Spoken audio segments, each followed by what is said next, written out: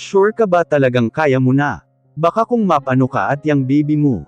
Hinilot ko ang sentidong masakit, at sumandal sa aking swivel chair bago sumagot.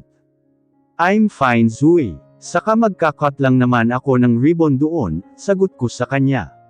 Gustuhin ko man ilihim dito at kay Tawin ang pinagbubuntis ko ay hindi rin nangyari. Tumihim ang tingin nito sa akin na nakasandal ng upo sa aking harapan. Ready ka naman bang makita siya? Sandali akong nag-isip ng isasagot. Isang buwan na rin ang matuli na lumipas, mula nang magkausap kami. Hanggang ngayon ay hindi ko pa rin makalimutan ang mga katagang kanyang binitiwan, bago kami maghiwalay. Please, give us a chance. Dahan-dahan itong tumayo, at marahang hinaplos ang aking palapulsohan. Alam mong hindi ganun kadali ang sinasabi mo William. My voice low and timid. I'm willing to wait. I'll do everything to win you back. Just one more chance. Tuluyan ko nang hinela ang kamay ko mula dito. What he would expect me to say. After all the hurtful words. And broken promises that he did to hurt me. I think this is not the right time to give away my chances freely. I'm still hurt I know, but that doesn't mean na wala nang puwang ang pagpapatawad sa puso ko. I know one day this burden and agony will surely heal at the right time. Good night and thanks for the wine. I finally say, tumalikod na ako dito para umalis. I'm not going anywhere, I won't leave and I will never stop trying. His words hit my nerve, and breaks me into a million pieces. Gustong gusto ko nang sabihing oo pwedeng tayo na lang ulit. Pwede bang magsimula ulit tayo, at bumuo ng mga bagong alaala. Pero pinigilan ko ang sarili. Kung noon ay padalos-dalos ako sa mga desisyon ko, ngayon ay tila marami nang pumipigil sa akin, at dapat na isaalang-alang para sa ikabubuti ng lahat. Pumikit ako sandali bago magkaroon ng lakas ng loob, na ihakbang ang mga paalis. Earth to Alora. Kumurap-kurap ako nang mabosesan ang matinis na tinig ni Zoe sa akin. Pinilig ko ang ulo at niyuko ang mga dapat na pirmahang dokumento. He kept on sending flowers and sweet messages 7 days in a week. Can you imagine that? Kulang na lang maging punerarya itong opisina mo, dahil sa dagsa ng bulaklak. Nakasimangot nitong saad, habang pinapepe ang kamay sa ilong dahil sa amoy ng bulaklak. A soft smile played on my lips. Hindi ko ito pinansin, paano'y gustong-gusto ko ang amoy ng mga bulaklak na pinapadala niya, even the scent of dry leaves and petals. Para itong halimuyak sa aking ilong. And another dinner invitation for you, pang-ilan na nga ba yan? Umiling ako dito matapos ay hinela ang sobra na nilapag niya sa aking lamesa. Bahagya ko yung sinilip pero hindi binasa ang nakalakip na liham doon. Diretso ko yung nilagay sa isang box, na nasa ilalim ng aking lamesa. Sa tingin ko nga ay malapit na itong mapuno, dahil sa palagiang pag-iimbita niya sa akin ng lunch at dinner date. Anong oras ba ang ribbon cutting? Tinutukoy ko ay ang bagong bukas na jewelry shop na pinatayo ni William. Inimbitahan din niya ako sa mall, na katatapos lang gawin sa Manila, pero hindi ako nakarating dahil malayo. Hindi naman maganda kung pati sa bagong bukas na branch ng kumpanya, ay hindi pa ako makakapunta. 10 a.m. in the morning, so may time ka pa para magdalawang isip. She rolled her eyes and stood up. Come on Zoe. I know it's not you. Pambubuska ko dito. Kahit naman sabihin niyang galit siya kay William, ay alam kong umaasa pa rin siya na maging kami sa huli. I'll better go back to work. Tuluyan na itong tumalikod sa akin, at lumabas ng aking opisina. Matapos nitong isara ang pinto, ay nilapat ko ang masakit na likod sa aking silya. Marahang hinaplos ang medyo alsadong tiyan bago pumikit. Hindi niya dapat malaman ang pinagbubuntis ko. Hindi dahil ayaw kong ipagkait dito ang pagiging ama niya, kundi natatakot lang ako sa maaring resulta pag nalaman niyang buntis ako. Sumapit ang 10:00 ng umaga. Tumulak na ako kasama sina Tawin at Zoe sa grand opening ng jewelry shop na tinayo ni William. Abot-abot ang kaba ko, habang nakaupo sa backseat. Habang nasa unahan naman pareho sina Tawin at Zoe, na siyang nasa driver seat. Kanina ko pa rin kinakancel ang mga tawag ni Mommy, na una na niyang sinabing naroon na si William together with Isaiah. Sumandal ako sa backrest, at huminga ng malalim. So this is it, there is no turning back Alora. Walang dahilan para kabahan ka ngayon. Here we are. Lumingon sa akin si Tawin. Tila sinusukat ang magiging reaksyon ko. I cleared my throat trying to control my nerves. Tumango ako sa mga ito at binuksan na ang pinto ng sasakyan. In fairness sa suot mo mukha kang hindi preggy. Tawin teased me. Pinasadahan ko ng tingin ang black dress suit na suot ko. Pinasadya kong ganito ang yari ng suot kong suit ngayong araw. Let's go, tangi kong nasabi. Marami ng bisita nang pumasok kami. Agad din akong sinalubong ni mommy, na diretsyong lumapit sa akin. Akala ko hindi ka darating kanina pa kita tinatawagan. Her voice rise up and shaking. Sumilay ang tipid ng ngiti ko dito, bago ilingap ang mga mata sa paligid. Where's dad? Tanong ko. Naroon sa opisina kausap si Elwood at William, she said under her lips. Halo-halong emosyon ang damaloy sa himaymay ng ugat ko, at piniling ngumiti. Sandali akong nagpalm dito, para naman harapin ang mga bisitang dumalo. Mabilis akong kumaway kay Isaiah, nang mapansing kong lumabas ito sa isa sa mga pinto doon. Hi! Lumapit ito sa akin, at hindi nagdalawang isip na bigyan ako ng halik sa pisngi. Kamusta? Ang mga bata? He smiling while scanning my whole body. And I was a little bit confused and tried to clear my throat. They are fine. Sa isang linggo na pala ang graduation ni Zia. Sana makarating ka. Of course, hindi ako pwedeng mawala sa espesyal na araw ng mga bata, wika ko. Oh, kuya is here, agad na lumingap ang mukha nito, mula sa aking likuran kaya otomatikong pumihit ako paharap sa direksyon nito.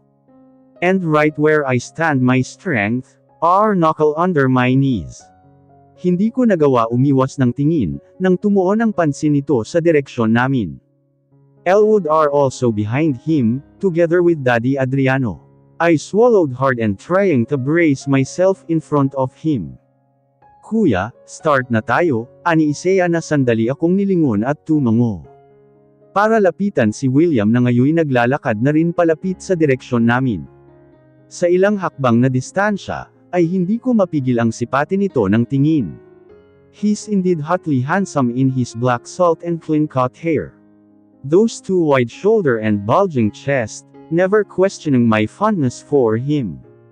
The same intensity and the bombing heart are always there. Pilit mang pigilan ay tila hindi mapasunod. Lakas ba ng dating? Mabilis akong kumurap, at nilingon ang tumabi sa aking si Elwood, bago ibalik ang tingin kay William, nakausap pa rin ang kapatid. Someone is speaking in a very assuming way. Puna ko. Hey, I'm just stating fact. And the matter of factly here, you are dumbfounded and fantasizing your husband in front of everybody? I'm right, always right. Umiiling ito sa tabi ko, na kahit hindi ko tingnan ay alam kong maluwang ang ngiti. I just hissed and turned to face him with crook eyes. That was brilliant. Who invited you here, anyway? Pang-aasar ko naman dito. Well, kung hindi mo natatanong ako lang naman ang guest speaker at magkakot ng ribbon kasama mo.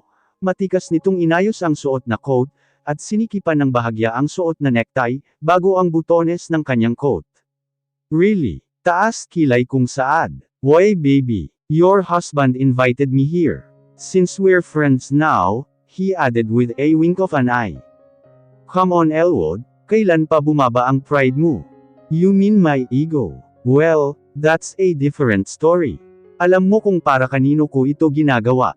And don't disappoint me this time. Inirapan ko lamang ito matapos kong talikuran, para lapitan sila Zoe sa isang lamesa.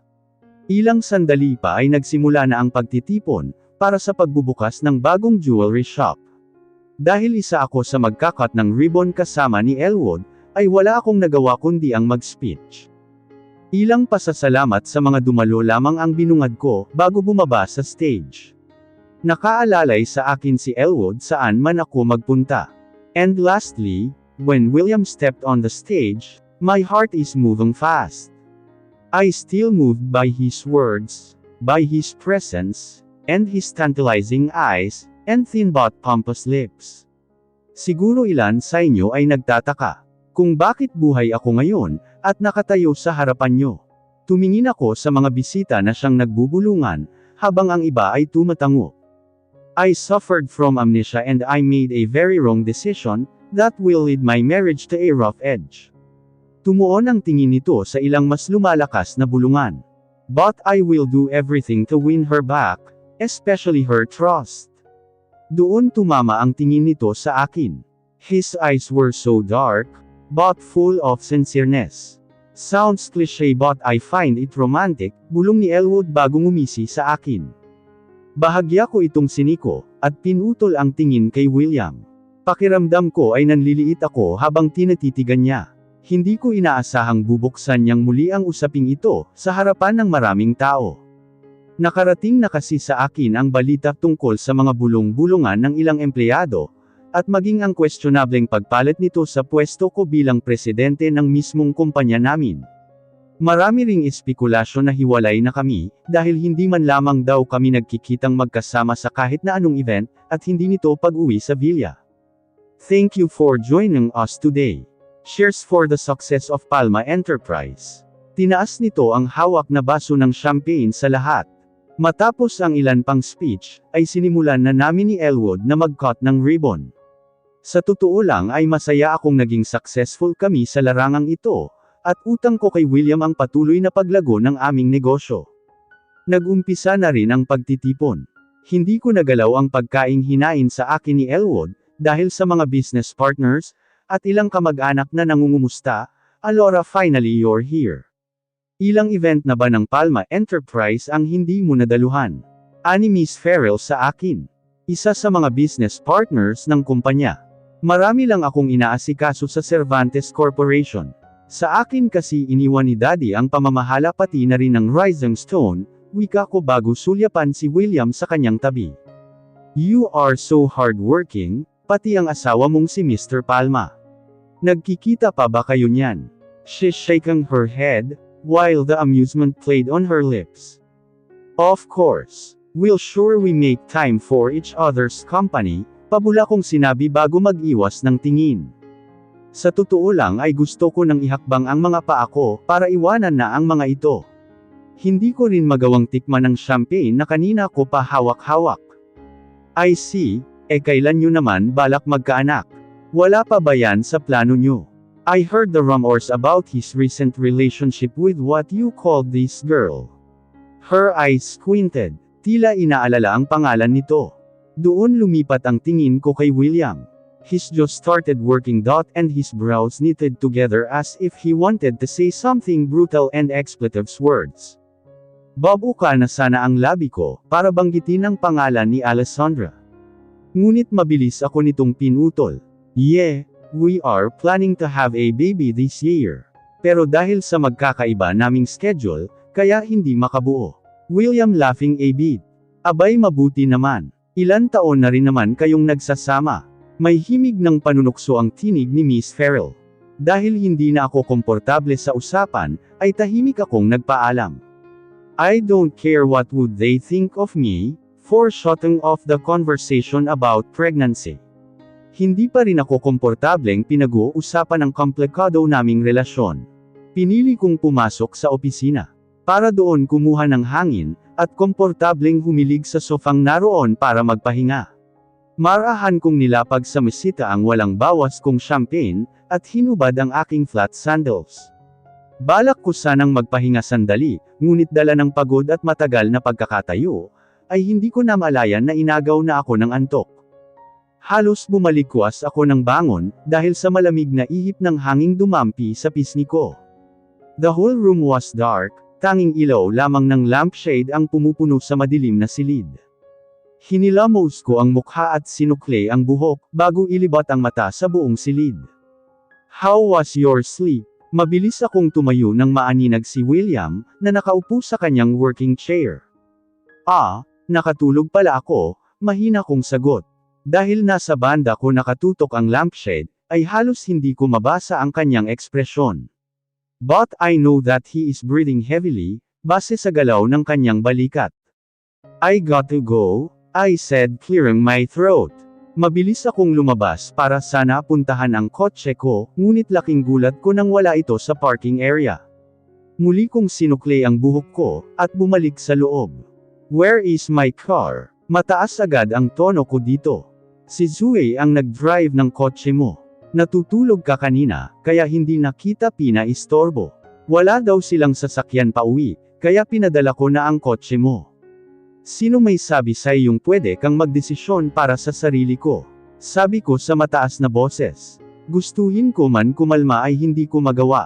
Being with him in a dark cool place is a big danger to me.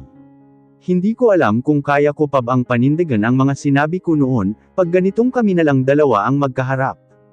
Tumayo ito mula sa pagkakaupo. Hindi ito nag-atubiling humakbang palapit sa akin. And my heart beats faster, my whole body tense and uneasy. You're not really mad, aren't you? His brows twitched, both hands was in his pants pocket. Dahan-dahan akong umatras, at iyon ang naging daan para bigyan pa ito ng pagkakataong humakbang papalapit sa akin. Heavy breath came out from my lungs. Pero bakit pakiramdam ko ay wala akong lakas na nakuha mula doon? Please, don't. I almost swallow my word. Hindi na alam ang gagawin sa pagkakataong ito. Dahan-daang bumaba ang tingin nito sa aking labi, pababa sa aking leeg. He stepped more closer and looked down on me with deep scrutiny. What are you doing? I almost whisper. Tumuwid ito ng tayo at bahagyang inangat ang ulo, para salubungin ang mga titig ko. You're pregnant? His voice had a taste of roughness, but quietly untroubled. Ilang beses na umigting ang panga nito, habang binabasa ang mga sagot sa aking mga mata. I chuckled softly. Hinawi ang buhok bago umiwas ng tingin. That's impossible, I said, clearing my throat. It could be possible, Alora. His voice vibrating with power. Unti-unting napawi ang ngiti ko sa labi, at tiningala ito ng tingin. No, walang katotohanan iyan. I'm not pregnant. Mabilis akong tumalikod dito, ngunit ginipit nito ang braso ko, para pigilan matapos ay humarap ito sa akin. His eyes filled with dark murderous intent. Siguradong hindi tatanggapin kung ano pa ang tatahiin kong kasinungalingan. I know you're pregnant, si Elwood mismo ang nagsabi sa akin. Sa puntong iyon ay hindi na ako makakatanggi pa. Unti-unti nang bumagsak ang balikat ko at hindi na nakapagsalita. Why didn't you tell me? Hindi mo pwedeng itago sa akin ng matagal ang pinagbubuntis mo. His voice lays with deep resonance. Yeah. Hindi nga. Wala na ba akong karapatan gawin yun? This is my child for Pete's sake, William. I know what is right for my child at labas ka na doon. Anak ko rin yan at may karapatan akong malaman, at kilalanin siya bilang anak ko. His voice echoed through the dark, massive room. I chuckled again. So here we go again? Kailan lang ba natin pinagtalunan ang tungkol sa anak mo? Again, gusto mong magpakaama, sige ibibigay ko sa'yo, hindi dahil gusto ko, kung hindi dahil karapatan mo iyon. Pero hanggang doon na lang tayo. Halos pantayan ko ang mataas nitong boses sa akin kanina. Tila mabilis itong nahimasmasan sa narinig. His eyes holding a total shock. Lips turned into a grim line, kaya doon ko kinuha ang pagkakataon para makalayo dito.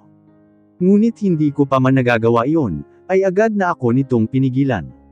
His hand wrapped around my waistline, and the other hand is strongly grabbed my nape. Gusto kong magpumiglas, ngunit wala ng lakas ang mga tuhod ko. Isa pa, his hard chest and strong arms making me so lewd. Hindi ko na rin maramdaman ang sahig, dahil sa lakas niyang nakahawak sa akin. He even lowered down his head just so his eyes looked at me evenly. We're not yet through, my wife. He speak in a rough voice, make sure he has control over me. Please just let go of me. Buong akala ko ay lalabas iyon ng matigas at may tatag, ngunit para ko lamang yun ibinulong sa hangin. I know you've been dreaming of me last night, every minute of your night. I know deep there inside you, wanted this much to happen as much as I want you, his soft tone vibrating all over my nerves. No. I don't. I can't. Matigas kong sinabi. Sumungaw man ang luha sa aking mga mata, ay hindi ko yun hinayaang bumagsak. As much as I wanted to be near you or being with you, I just can't. I couldn't, William. Dahan-dahan akong umiling at unang sinuko ang mga titig dito. Hindi ganoon kadali ang sinasabi mo. Alessandra is alive and your child you chose over me. My voice already cracked, but I manage myself. No sweetheart, he whispered softer now. Please. Pilit akong kumakawala dito, ngunit ayaw niyang bumitiw. Just one more chance sweetheart, please. Tuluyan na niya akong niyakap. Walang kasing higpit at tila wala nang bukas. Doon na tuluyang pamatak ang mga luha ko. Hindi ko rin nagawa pang kumawala dito, dahil ramdam ko ang mararahang pagyugyog ng kanyang mga balikat, habang nakayakap sa akin. I love you, I still love you, he murmured and buried his face deep in between my shoulder and neck. I love him. I always steal, pero hindi ko pa kayang ibigay dito ang hinihiling niya. Pumikit ako ng mariin bago magsalita, just give me some time to decide. Iyon na lang ang tangi kong nasabi. Ilang buwan na rin mula nang mag-usap kami ni William. Nakakakilos naman na ako ng maayos, dahil lumipad ito pa Maynila para asikasuhin ang ilang negosyo namin doon. Hiniling ko rin sa kanyang wag akong kulitin kakapadala ng bulaklak. Ilang buwan na lang kasi ay lalabas na ang baby namin, at tapos na akong maglihi. Hindi ko pa naman siya sinasagot sa bagay na parati niyang hinihiling sa akin, dahil mas gusto ko munang ganito kami. Tutal I will considering this setup just for the sake of our baby. Kahit pa alam kong higit pa doon ang gusto niya. Your check-ups. Baka hindi na mo-monitor ang bata. And don't forget your vitamins. Hey, I'm fine. Thank you. Putol ko dito habang lihim na natatawa. Narinig ko ang malalim nitong buntong hininga sa kabilang linya. I'm just being paranoid. Alam ko na ang sasabihin mo, Mrs. Palma. Foul word. I rolled up my eyes but the smile on my face grew ever more pronounced. You are still my wife sweetheart. Nahimigan ko ang bahagya nitong pagtawa sa kabilang linya. I blushed and twisted my lips a bit. He knows how to flatter my heart, at iyon ang pilit kong iniiwasang mangyari. I'm not yet ready, may isang bagay pa kasi akong gustong gawin bago magdesisyon. Okay bye, call you later. Mabilis ko nang binaba ang tawag at hinarap ang kumatok kong sekretarya. Your meeting with Alessandra are set at 2 this afternoon. Pinahanda ko na rin po ang room na pagpapahingahan ng mga bisita. Tumungo ako sa aking secretary bago ito tuluyan lumabas. Isang ngiti ang sumili sa aking labi, habang hinahaplos ang tiyan. Surprise! You are gonna meet your brother, baby. Muli akong ngumiti at sinulyapan ang orasan sa wall clock. 1:30 na ng tanghali. Naghanda na ako para makipagkita kay Alessandra.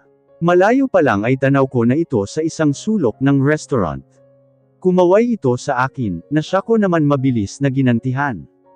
Hi! How are you? Your baby. Ito agad ang unang nangumusta sa aming dalawa. I'm fine, I'm better now, sagot ko habang bakas ang tipid ng ngiti. Ikaw, sinipat ko ito ng tingin. Pansin kong medyo pumayat ito. Hampak din ang mga pisngi, at malalim ang eyebags. Much better now, medyo malikot nga lang ito, naggagabay na kasi. Hinarap nito sa akin ang bata, say, hi to Tita Alora, wika nito sa anak. Hi, little kiddo. Kaway ko dito. Hindi ito tumugon pero pansin kong tumingin ito sa akin. He more like her mommy Alessandra, bagaman nakuha nito ang magandang mata ni William, at ang labing sadyang mapula. Binyag na pala niya sa susunod na buwan. I hope you can join us.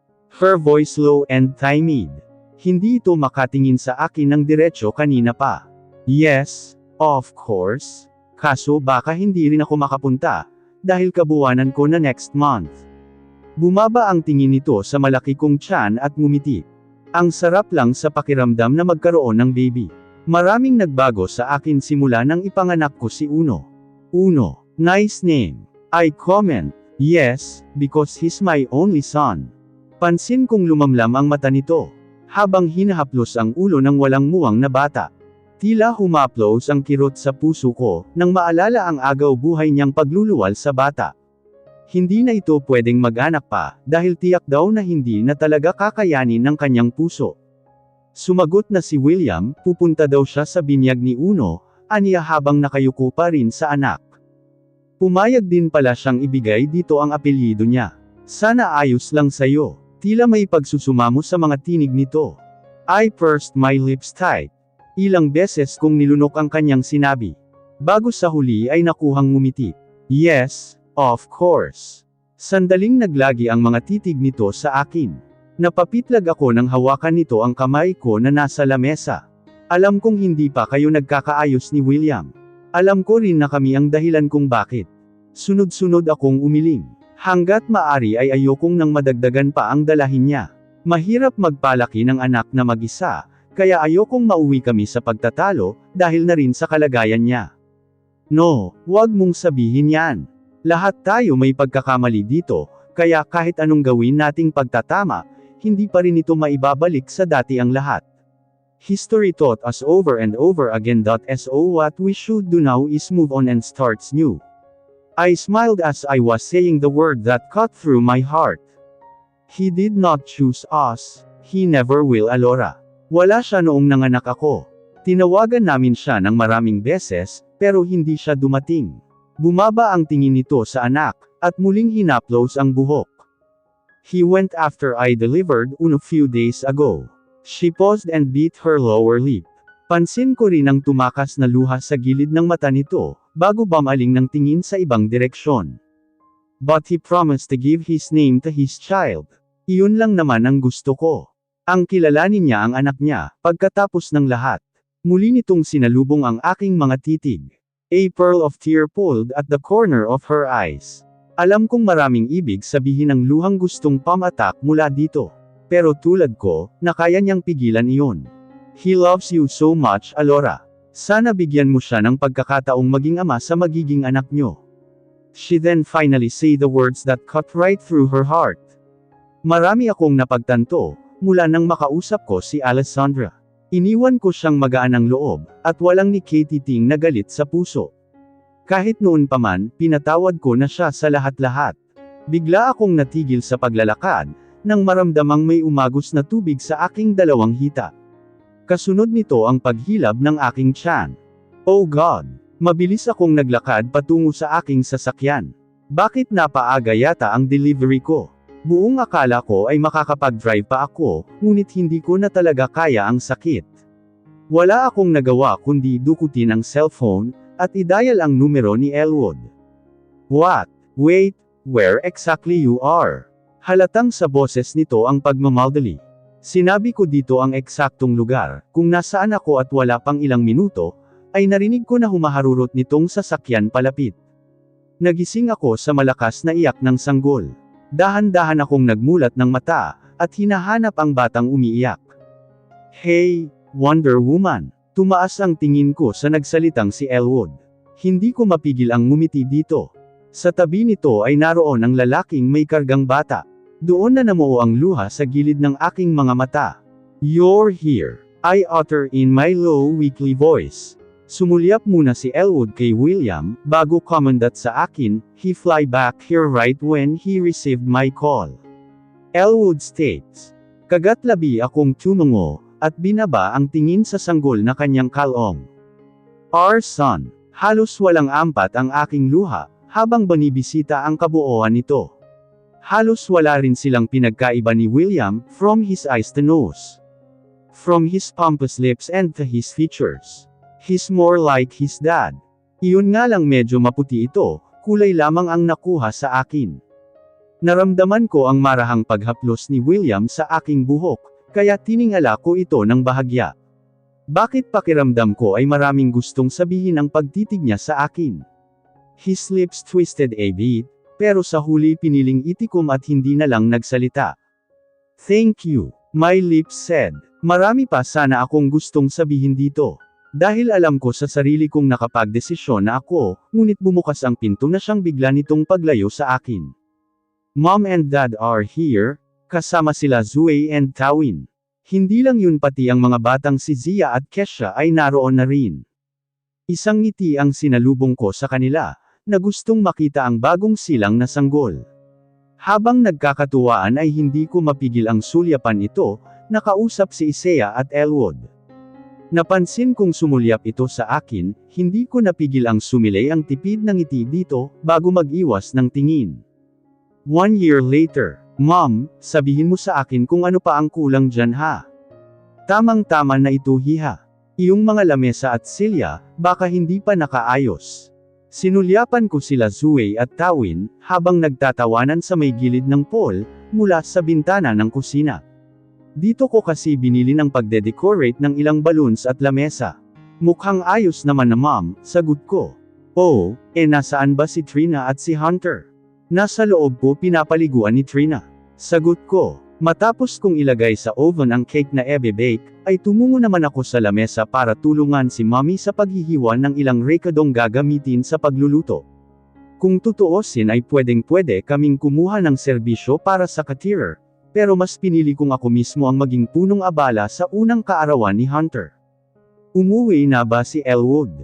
Kahapon pa ho ng tanghali. I nodded.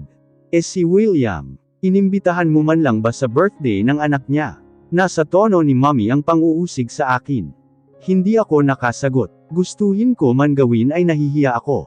Isa pa, mas lalong hindi kami nagkaroon ng pagkakataon makapag-usap, nang madestino ito sa Maynila. Alam kong umiiwas lamang ito, dahil hanggang ngayon ay wala pa rin akong sagot sa lahat. Dumadalaw ito minsan, pero kung hindi sila Isaiah at mga bata ang kasama ay si Elwood naman, kaya wala talagang chance na mapag-usapan namin ang tungkol sa amin. He care about the baby, I know. Siya nga lahat ang nag-provide ng gastosan sa party na ito, kahit pa pinipilit kong ako na lang.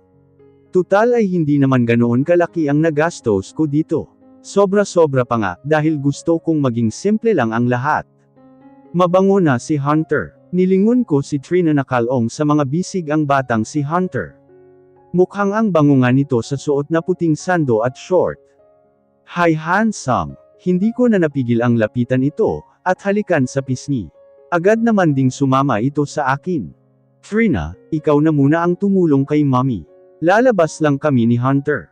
Diretso na kami sa likod bahay, kung saan naroon ang dalawa nitong ninang na sina Tawin at Zoe. Aw! Ang gwapo naman ng inaanak ko. Agad itong kinuha ni Tawin mula sa akin. It's your special day today, little Hunter. Magiliw nitong sinabi sa bata. Naupo ako katabi ni Zoe na nagtutupi ng kurtina sa laylayan ng lamesa. Alam mo, torture itong ginagawa mo sa amin, ano? Hello, gawin daw ba kaming katulong?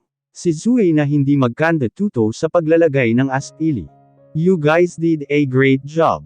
May bonus naman kayo sa akin, dahil tinulungan niyo ako. Humila ako ng isang lobo at nilagyan ito ng hangin. Ayan ang pinakamagandang narinig ko ngayong araw. Tawin rolled her eyes. I smiled a bit. Tinuloy ang ginagawa, pero panay ang sulyap sa akin ni Zoe, kaya binaba ko ang hawak na lobo at hinarap ito. Okay, spilled it up. Let's talk about it. Minuwestro ko pa ang kamay ko dito para magsimula. You know, it's not healthy for Hunter that you were keep both ignoring each other, wika nito habang abala sa ginagawa. He's been a good father to Hunter, ever since I gave birth to him. Wala akong hiniling na hindi niya binigay dito. I think it's fair enough. Paano ka naman? Kayo, doon na ito sumulyap sa akin. Mabilis akong umiwas ng tingin. Matagal ko nang nasagot ang bagay na yan sa sarili ko. Better talk to him later. Iyon na lang ang nasabi nito sa akin. Sumapit ang hapon, unti-unti nang napupuno ang bakuran ng mga bisita. Sila Zia at Kesha ay may dalang regalo para kay Hunter. Naroon din si Isaiah na dala ang pinakilala niyang girlfriend daw niya. Ang ilan sa mga employees ko, at ang kanilang mga anak ay dumalo rin sa pagtitipon. I also invited Alessandra and her son Uno, pero tumanggi ang mga ito, dahil sa komplikadong sitwasyon. Nasa kusina ako at naghahabol ng ilang putahe dahil sa biglaang pagdami ng tao. Isang putahe na lang naman ay tapos na ako. Ate, nandyan na po. Ang kuya mo. Mabilis akong humarap kay Trina. Dahan-dahan itong umiling. Si Sir Elwood ho ang dumating. Bahagya akong ngumiti dito at tumango. Marahan ko ring pinunasan ang pawis sa aking noo. Ate kung ako na lang po kaya dyan. Marami na kasing naghahanap sa inyo sa labas. Saka baka po dumating na si kuya. Isang tipid ng ngiti ang namutawi sa labi nito pagkatapos. Mabilis na bumaba ang tingin ko sa suot kong apron. Napakadumi na nito, dahil kanina ko pa ito suot-suot. Sige ikaw munang bahala dito. Pagkulo pakipatay mo na. Tumango lamang ito sa akin.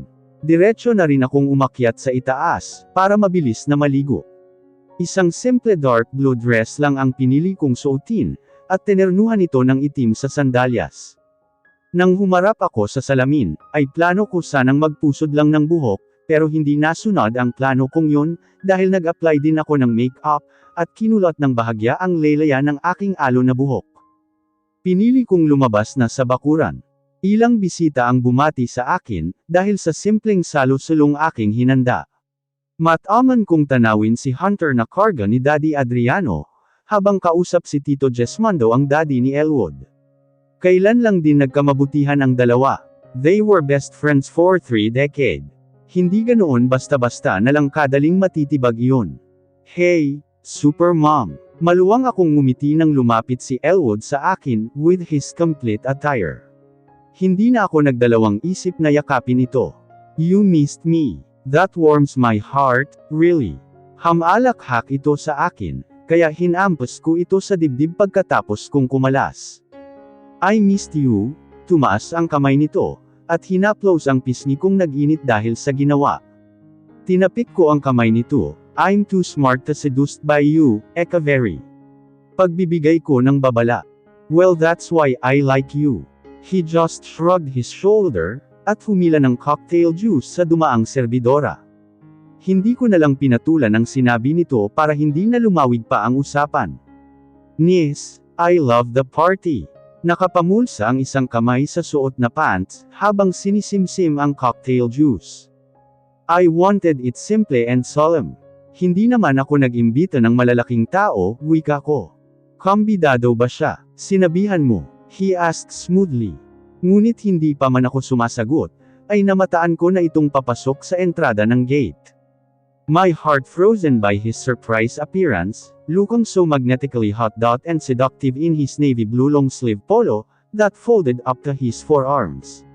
He never failed to clutch my heart out and leave me breathless.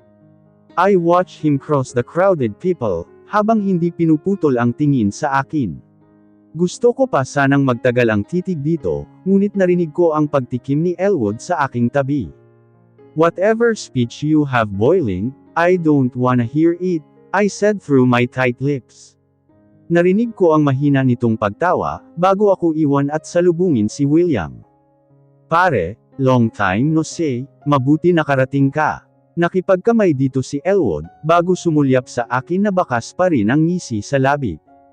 Bumaba ang pansin nito sa hawak na cocktail ni Elwood. Oh, I think I drink half of the party. Itinaas dito ang baso, bago ngumisi sa kaharap. Napansin kong tinapik nito sa balikat si Elwood, bago dumiretso muli ang tuon sa akin. I think I need a refill. Isang kindat pa muna ang iniwan sa akin ni Elwood, bago kami parehong tinalikuran. Ilang segundo lang ang lumipas, ay humarap na ito sa akin. Kamusta? How's the party going? Tumingin ito sa paligid, tila sinusuri ang mga bisitang dumalo. Ayos naman. Gusto mo muna bang kumain? Halos magkanda bulol ako, habang nakatingala dito. God, almost 5 months ko itong hindi nakita.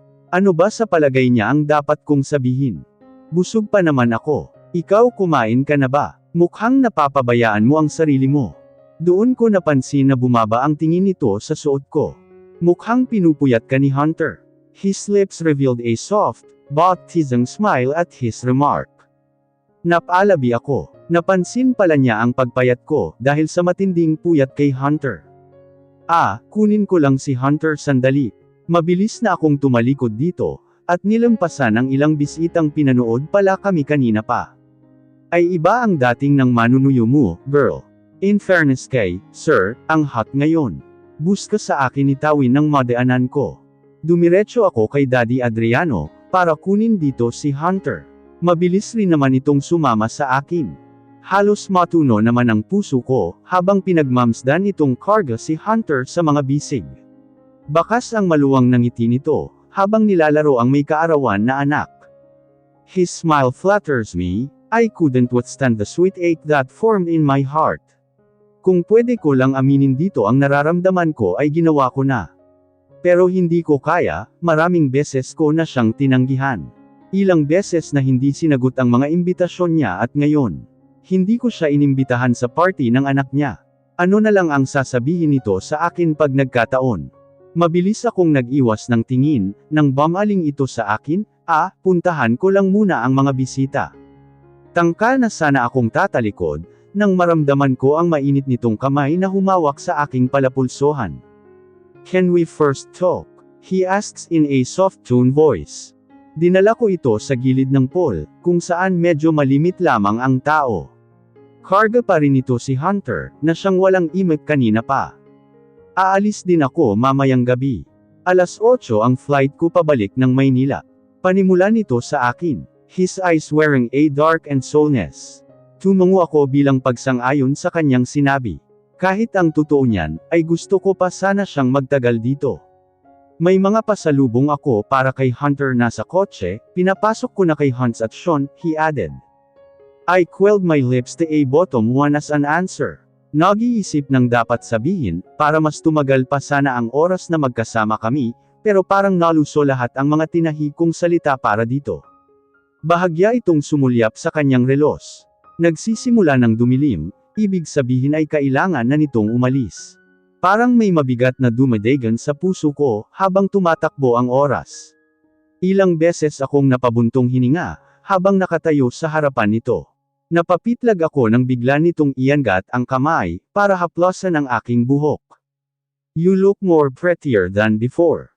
Take care of yourself and my son, he whispered softly. Dahan-dahan akong tumungo dito, at bahagyang yumuko, dahil gumapang ang kamay nito sa aking pisngi. His touch shot an electricity throughout my nerve. Hindi na rin tama ang pagtibok ng puso ko, dahil sa tahasan nitong paglapit. I'll just keep in touch, just to check on Hunter. Mas lalong bumaba ang tono nito, yumuko at dahan-daang itinaas ang baba ko, para salubungin ang mga titig ko. His brows furrowed together as he noticed my vague eyes, are you alright? I blew out a breath before I paint a smile. Pero parang hindi ko kayang gawin iyon sa harapan nito mismo, kaya yumuko akong muli. Maybe, I could invite you a dinner, pagbalik ko sa makalawa. Is that okay with you? Nakagat ko ng mariin ang ibabang labi. Ilang beses ko na bang tinanggihan ang alok niyang ito. Hindi ko na siguro mabilang. Kahit alam na niya ang magiging sagot ko, ay hindi pa rin ito sumusuko. Ramdam kong nagpakawala itong muli ng malalim na paghinga, bago ibigay sa akin si Hunter. Natigilan ako ng kabijin ako nito para dampian ng halik sa punong buhok, pati ang kanyang anak na si Hunter. You both take care always, he whispered. His lips kissed my sensitive skin, I gotta go. Kumalas ito sa akin at humakbang na para umalis. Muli akong napakagat sa labi, habang pinaninud kung paano ito mawala sa aking paningin. Doon na namuo ang mga luha ko sa mata. Hindi ko alam kung ano ang mararamdaman ngayon. Ito ang gusto ko noong una palang diba? Nakaplano na itong mangyari pero bakit ang sakit-sakit? Bakit hindi ko kaya? I was dreaming of this to happen. Ang makasal sa kanya, bumuo ng masayang pamilya, at magkaroon ng maraming anak, pero hindi dapat ganito ang inaasahan kong mangyari. Hindi dapat ganito kasakit. Why is it so unfair? Ang mga luhang naipon sa mata ko, ay tuluyan ng bumagsak nang maramdaman ko ang mainit na palad ni Elwood sa aking balikat. Never set limits. It's difficult to wait, but more difficult to regret. Aniya habang pareho nakatingin sa gate na nilabasan ni William. Mabilis akong kumurap at pinahid ang luhang naglandas sa pisngi. His words made me realize that choosing the safest path is not an easy way. Walang masamang sumugal muli, matalo man ako sa pagkakataong ito, alam kong wala akong pagsisihan. Agad naman akong humarap kay Elwood, at walang masabing inabot dito ang anak na si Hunter, bago mabibilis ang hakbang na tumalikod dito. You can thank me later. Narinig ko pa ang sigaw ni Elwood, habang nakikipagpatentero sa ilang bisita palabas ng gate. Halos habulin ko ang paghinga buhat ng makalabas ng gate. Doon ko ito naabutan na saktong kabubukas lang ng pinto ng kanyang kotse. Ngunit agad rin niya itong sinarado nang mapansin ako.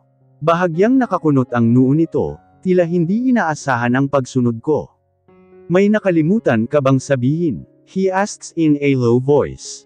Sunod-sunod akong umiling dito. Ang mga luhay nagbabadyang pamatak dahil sa matinding emosyon. The moment went on so long. Hindi ko masabi ang dapat sabihin. Gusto ko sanang sabihing tinatanggap ko na siyang muli sa buhay ko, namin ni Hunter. Gusto kong sabihin na mahal ko pa rin siya hanggang ngayon, at siya lang gusto kong makasama sa mga susunod pang mga araw. Gusto ko rin sabihin na wag na siyang umalis, pero hindi ko alam kung paano iyon umpisahan. Yes, tinatanggap ko ang alok mong dinner date sa makalawa. Buo ang loob kong sinabi. He make a step towards me, and stop in a few distance. You what? His voice is shaking. Pansin ko rin ang kakaibang kislap sa mga mata nito. I mean, maybe we can go out next time. I straightforwardly said. The adrenaline flow over my vein and my heart is racing. Isang ngiti rin ang hindi napigil ang ibigay dito. He licked his lower lip and shake his head. Of course I do. So see you then, he said in a lighter tone, and giving away his promising smile. Tumango ako dito at pinanood itong sumakay ng kanyang sasakyan, at tumulak na paalis. Habang tinatanaw sa sasakyan nito, ay hindi ko mapigil ang bumagsak ang luha mula sa mga mata. I'll wait for you sweetheart. O ayan madam magandang maganda ka na. Puri sa akin ng hairstylist ni Tawin. Ito kasi ang gusto kong kulay ng buhok ngayon, ash brown. Dati ng kulay brown ang buhok, pero parang mas gusto kong medyo bago naman. Sus, baka masundan agad si Hunter niyan ha. Taas kilay na kumunto sa akin ni Tawin. Agad na uminit ang dalawang pisngi ko. Hindi naman yun ang dahilan kaya ako nag-aayos. Ginagawa ko ito para sa sarili ko, because I believe that my intellectual beauty reflects my outermost personality. I don't need a lot of effort just to look satisfying. Because when you feel nice, pretty or sexy on the outside, you will always feel that in the inside. For a change lang, minsan kasi mas maganda yung may bago sa'yo, di ba? Sinulyapan ko ito mismo sa refleksyon ng salamin na katabi ko. Gaya ko ay nagpakulay din ito ng buhok, ash blonde naman ang kanya na dati na niyang kulay. Teka anong oras daw ba magsisimula ang party? 8:00 pa ng gab, ay kaya marami ka pang time mag-prepare, sagot ko. Matapos kong magpakulay ng buhok, ay naghiwalay na kami, diretso na rin ako ng uwi para maghanda mamaya sa party. Trina nakaayos na ba ang mga dadalhin ni Hunter sa kabila? Tawag ko dito. Yes, ready na ang lahat. Nailagay ko na rin ho sa sasakyan, aniya habang nakasunod sa akin. Inabot ko dito si Hunter, binuksan ang backseat para sa kanilang dalawa. Inayos ko muna ang upo ni Hunter, bago ako tumungo sa driver's seat. Pinasibad ko na ang sasakyan patungo sa mansyon. Ngayon kasi ang 30th anniversary nila mommy and daddy. Gusto kong maaga pa lang ay naroon na kami, para makatulong sa preparasyon. Pagpasok pa lang ng bakuran, ay namangha na ako sa ayos nito. Hindi ako magaling pagdating sa pagdedesenyo sa ganitong bagay, pero bumilib ako sa dekorasyon ng buong lugar. Magandang tanghali ho, ma'am. Ngumiti ako sa palapit na si Manong Carding, magandang tanghali rin ho, kamusta kayo? Inakbayan ko ito habang papasok sa bakuran. Mabuti naman ho ma'am. Ako na ho ang bahala sa mga gamit nyo. Palm nito sa akin bago kami talikuran. Alora hiha, tiningal ako ang boses na iyon ni mommy, habang pababa ng hagdanan sa labas mismo ng mansyon. Happy anniversary, mom. Humalik ito sa pisngi ko, at binalingan agad si Hunter na karga ni Trina. Ang gwapo naman ng apo ko, halika nga sa lola. Matapos nitong kunin si Hunter mula kay Trina, ay diretso na ako sa mga punong abala sa pagtitipon. Tutal ay gabi pa naman magsisimula ang party, kaya tumulong ako sa pagdedekorasyon ng mga lamesa. Hindi ba uuwi ngayon si William? Nilingon ko si Mommy na naupo sa bakanteng lamesa malapit sa akin, habang kalong si Hunter. I pursed my lips. Hindi ko sana gustong sagutin ang tanong nito, pero wala akong pagpipilian, baka hindi Mom. Busy ho kasi sa bagong bukas na shipyard sa Batangas. Sa peak season ngayon, kaya kailangan siya sa mall. Kung ganun bakit hindi na lang kaya kayo ni Hunter ang tumungo doon, para bisitahin siya? Tumigil ako sa aking ginagawa. May ilang linggo na rin ang umuwi ito para bisitahin ang anak. Ang plano naming paglabas ay hindi rin natuloy, dahil biglang inapoy ng lagnat noon si Hunter dahil nagngangipan na. Baka ho, makaistorbo lang kami sa trabaho niya. Isa pa hindi naman niya nakakalimutang tumawag para kamustahin si Hunter. Kung kay Hunter, wala akong problema kay William, pero sa takbo ng relasyon niyo. Do you have any plans of renewal your vows? I think is it better kung gagawin niyo yun after everything happened. Mom shrugged her shoulder. Napalabi ako, wala pa sa isip ko ang bagay na iyon. Sa ngayon ang priority ko ay si Hunter. Wala pa naman kaming konkretong pag-uusap tungkol sa estado ng relasyon namin. He often sent me flowers and sweet messages every day. Hindi naman ako humihiling ng higit pa doon, pero minsan hindi ko mapigil ang isipin kung bakit pumayag ako sa ganitong setup. Alora hiha, tumigil ako sa ginagawa nang marinig ang pagtawag ni Daddy sa aking pangalan. Dad, sinalubong ko ito ng mahigpit kong yakap, happy anniversary. May gift ako sa inyo ni Mom. Dad laughed delightedly, while tapping my head, no need hiha. We're too old for the surprises. Not me. Umiiling na singit ni Mommy. Doon na kami natawa pare-pareho. Kinuha ni Daddy si Hunter sandali, para gabayan sa paglalakad. Humahakbang na kasi ito ng pangilan-ngilan, kaya kahit sumasakit ang likod ni Dad, ay baliwala dito kumpara sa tuwang binibigay ni Hunter sa abuelo. Dumagsa na ang mga bisita nang sumapit ang 5:00 ng hapon. Halos lahat ng business partners, investors at company friends ng Cervantes Corporation ay imbitado. Ang Palma Enterprise naman ay dumalo rin gaya ni Miss Farrell. Dahil likas na mausisa ito, ay hindi ako nakaligtas ng tanungin tungkol kay William. Aba, samobra yata ang sipag ni Mr. Palma. Para iisa pa lang ang anak wika nito habang mayanhing tumatawa. Bahagyang tumaas ang kilay ko dito. Hindi naman lingid sa kaalaman ng lahat na may anak ito sa ibang babae. Pero sa tingin ko ay hindi niya sinasadyang mabanggit iyon. Mr. Echeverry, nice to see you here. Mabilis lumipad ang tingin ko kay Elwood, at nakahinga ng maluwang. Kung hindi ito dumating, ay baka hindi ko na alam kung paano lulusutin ang matabil na dila ni Miss Farrell. How was your vacation? Balita ko halos hindi ka na umaalis sa Isla Gallio. I asked. He licked his lower lip and sipped on the wine in his glass. Bahagya muna itong lumanggap sa paligid, na tila ayaw patulan ang tanong ko. Come on Echeverry, kilala kita. Who's the lucky girl, ha? Tila nasamid ito sa aking sinabi, matapos ay umiling-iling. Where's my friend, Palma? Parang hindi ko pa siya nakitang dumating. Pag-iiba nito sa usapan. Ako naman ngayon ang hindi makasagot sa tanong niya. Muli itong tumikim sa kanyang wine glass at umiling. Excuse me. Titingnan ko lang sandali si Hunter. Mabilis na akong tumalikod sa mga ito, at malalaking hinakbang ang mga paa. But his strong hand gripped my arm. Tumigil ako at bumaling dito habang nakangiti. Gusto mo rin bang makita si Hunter? Where's William? Seryoso na ang tinig nito nang magsalita sa akin. Those brown eyes that glaring me deep down in my throat, made me uncomfortable. I don't know, maybe he's on his way here. I trailed off. You're not good at lying Alora, saad niya. Hamalakhak ako dito, at piniksi ang kamay nito sa akin. Hindi talaga ako magaling magtago ng damdamin, lalo na pagdating sa kanya. I don't know, hindi ko pa siya nakakausap lately. Medyo busy din kasi ako sa jewelry shop at kay Hunter. Mas tumiim ang tingin nito sa akin, matapos muling umiling. Binawi ko naman ang tingin at nagpatuloy ng humakbang patungo kay Hunter. Hi little Palma, boses ni Elwood sa aking tabi. Hindi pa ito nakontento nang kunin niya sa akin ang bata. Tahimik lamang akong nakamasid sa dalawa. Kahit papaano'y naibsan ang mabigat kong dalahin, dahil sa mga nakita kong ngiti ni Hunter. Napakislat ako nang maramdamang nag-vibrate ang aking cellphone sa bulsa.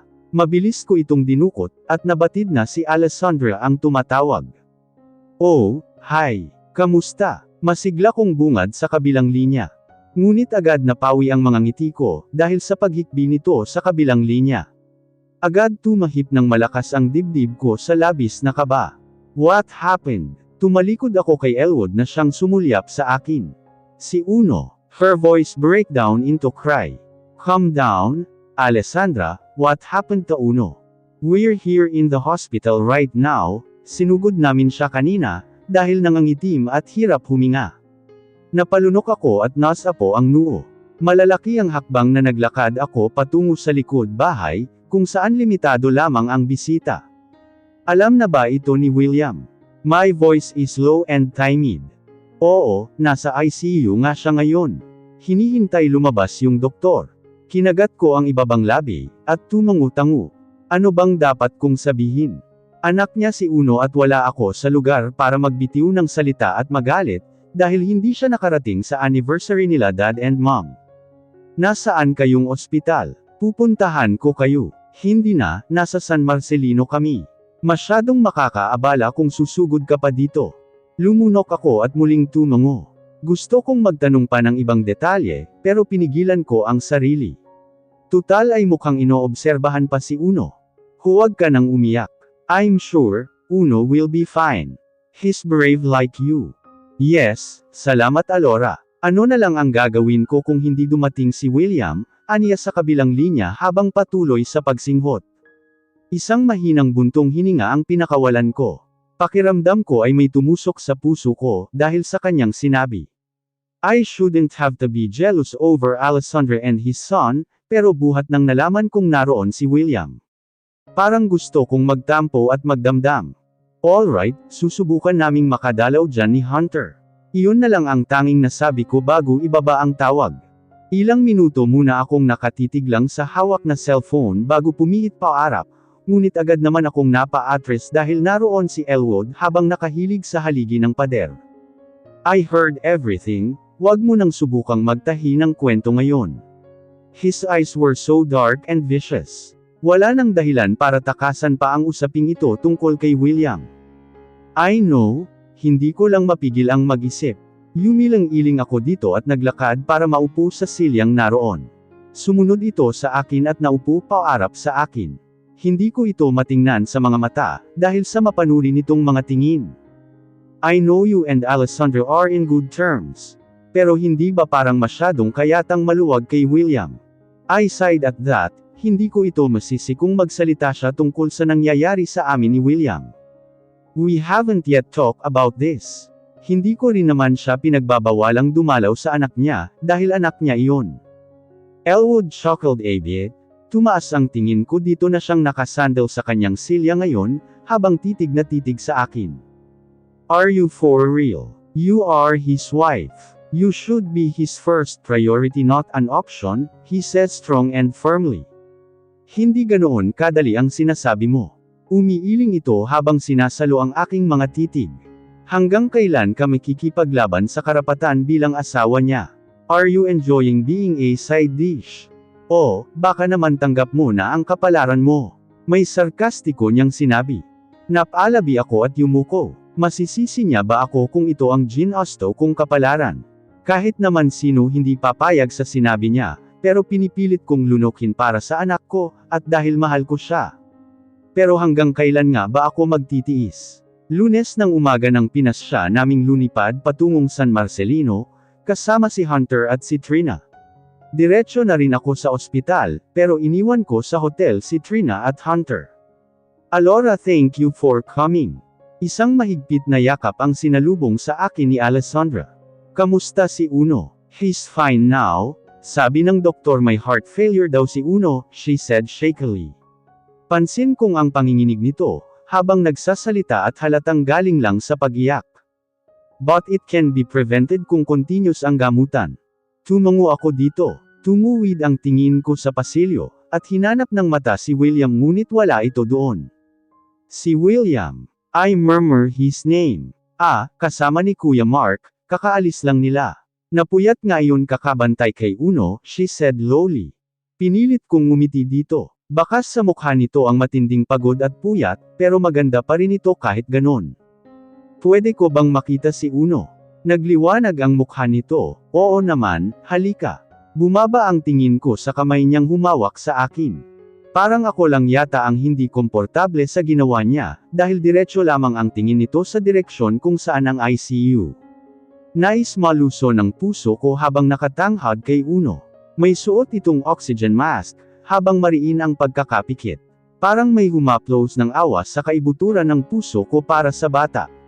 Hindi ko masisisi si William kung mas uunahin niyang puntahan ang anak kesa sa amin. Wala rin akong karapatan para questionin, kung gaano niya ito kamahal kesa sa amin ni Hunter. Uno is his child, his flesh and blood. At walang pwedeng magbago yun kahit pa ako. Lumingon ako sa bukas na pinto, nakasilip doon si Mark, habang napansin ko si William sa labas mula sa malinaw na salaming bintana. He looked at me over the mirror. I could still feel the same intensity and the passion whenever he's staring at me like this. Mabilis akong umiwas ng tingin at huminga ng malalim. Sandali pa akong nagtagal sa loob, bago pinasyang lumabas. Humakbang palapit sa akin si Mark. Salamat sa pagdalaw sa bata, Anya. I smiled a bit and darted my eyes to William. His features remain dark but his eye bags are very visible in my sight. He nodded his head towards the hallway. Humakbang na ito na siya ko naman sinundan. Pumasok ito sa elevator, kaya ganoon rin ang ginawa ko. He pressed the ground floor and put back his hand under his pocket. I swallowed hard as I stay at his side. Lahat ng tinahi kong salita dapat dito ay hindi ko mabigkas ngayon. My heart pumping so hard, iyon nga yata ang bumibingi sa paligid, habang hinihintay naming bumaba ang sinakyang elevator. Get in, utos niya nang marating namin ang parking space. Sumakay ako ng kanyang kotse ng tahimik. Looking completely impassive without a word, without nothing. Where's Hunter? He asked without looking at. Nasa hotel, kasama si Trina, I answered smoothly. Tinuro ko rin dito kung saang hotel ba kami tumutuloy. Hindi na sana kayo pumunta dito. Diretso lamang ang tingin nito sa daan ng sulyapan ko. We came here for Uno. Huwag mo sanang masamain ang pagbisita ko sa anak mo. I saw how he's working so hard. Mas dumilim ang mukha, at hindi inaalis ang tingin sa daan. Hindi na rin ako nagsalita pa, kahit pa medyo sumama ang loob ko sa sinabi niya. Mabilis namin narating ang hotel, at umakyat sa floor kung saan namin okupado. Daddy, masiglang wika ni Hunter nang makita ito. Mabilis nitong niyakap ang anak, at pinugpog ng halik habang naglalakad paupo sa sofa. Ate, kamusta daw si Uno? Tanong sa akin ni Trina. He's fine now, iyon lamang ang tangi kong nasabi habang pinapanood ang dalawang naghaharutan sa sofa. Umorder ka na lang ng lunch natin sa baba, para hindi na tayo maabala. Utos ko kay Trina bago ito talikuran, at tunguhin ang silid na para sa amin. Inayos kong muli ang gamit ni Hunter, at ibinalik ang ilan sa bag. Plano kong umuwi na mamayang hapon, tutal ay mukhang magiging maayos naman na si Uno. Wala rin naman akong magiging papel doon, kung babalik pa ako sa ospital. Baka isipin nila na kaya lang ako naroon dahil kay William. Lumingon ako sa pinto nang bumukas ito. Si William ang sumilip, at tuluyan nang pumasok sa loob. Hindi nakaligtas sa akin nang tumunog ang lock ng pinto, bago ito naglakad palapit sa akin. I will reschedule our flights today. Uuwi na rin kami mamaya. Bigkas ko habang isinasara ang zipper ng bag na dala. Naupo ito sa tabi ko, at hindi ako nakagalaw nang iapos nito ang dalawang braso sa aking bewang. His chin were rested at my shoulder, and his breath scorching my delicate skin there. I didn't mean to offend you earlier. Ayoko lang madamay pa kayo ni Hunter sa problema ko. Bumaling ako dito kaya binaklas nito ang pagkakayakap sa akin. But he remained closed and still. Iyon ba ang tingin mo kaya kami nandito? We came here for your child, because I care for Uno. Hindi ko na napigilan pang sabihin. I know and I thank you for that, he whispered huskily. Tumiim ang aking labi matapos ay tumango. Siguradong puyat ka kaya matulog ka muna. Tangka sana na akong tatayo, nang bigla niya akong hilahin at kasabay niyang bumagsak sa malambot na kama. William, impit kong sigaw sa labis na bigla. Tabihan mo ako, I want you at my beside, he whispered huskily at my ear. Hindi ako naging komportable sa ayos namin. Nakatalikod ako dito, habang siya ay nakayakap sa akin. Pumikit ako ng mariin. I could feel his strong and hard chest at my back, pati na rin ang mainit nitong hininga sa aking batok at leeg. What are you doing? I uttered shakily, my heart almost stopped on its beat, because of his tight hug. Try not to seduce by you. Napakagat ako sa labi at tangka na sanang babangon, nang bigla itong umibabaw sa akin. You effortlessly do nothing, but I'm tempting. He stares at me with his hypnotic dark brown eyes. And here I am melting like an ice cream. Mas damiin ang pagkagat ko sa aking ibabang labi. Sinundan niya ito ng tingin, bago ko nakitang naglaban ang mga panga. Bumaba na ang labi nito sa akin. His kiss was tender and soft. Hand already under my shirt. I whisper as he beat my lower lip. Gusto ko sana itong pigilan, dahil nasa labas lamang sila Hunter at Trina, but I can't help it. I long this to happen, every inch of his skin, the fire of his touch and those hot kisses are already awaken my nerve. Lumayo ito, unbuttoning his shirt in front of me, he then kissed me again. Mas lumalim ang halik na yun, ang isang kamay nito, ay nasa aking chest, while the other is in between. Stomach. I'm only wearing a button-down dress, so he could easily pull down my ano any moment now. Kung hindi lamang nasa labas sila Hunter ay papayag ako, pero pilit kong nilabanan ang damdamin. Wait, let's talk first. Usal ko habang naghahabol ng hininga. Sa totoo lang ngayon pa lang namin pag-uusapan ito. And I think, this is the right time to talk about our marriage. Marry me again, he said straight to the point. Napaawang ang aking labi sa bilis ng pangyayari. Wala pa nga kaming konkretong pag-uusap tapos ganito na. Look, hindi ganoon kadali ang sinasabi mo. I answered. I know it's unfair to you. Alam ko rin na hirap para sa iyong tanggapin akong muli. But I tried my very best to make it up to you, he softly said. Tumagilid ako ng higa at humilig sa kanyang dibdib. I slowly caressed his chest and closed my eyes firmly. Naramdaman kong umangat ang kamay nito, patungo sa aking buhok at hinaplos iyon ng marahan. I really love my children so much, and I'll do anything to keep them safe and healthy the best I could. Dumampi ang halik nito sa puno ng aking buhok. And I love you so much, please. He whispered. I bit my bottom lips. Wala nang mas hihigit pa sa lahat, kundi ang makasama siyang muli. I love him so much. Yes, I will marry you. I answered with all my heart.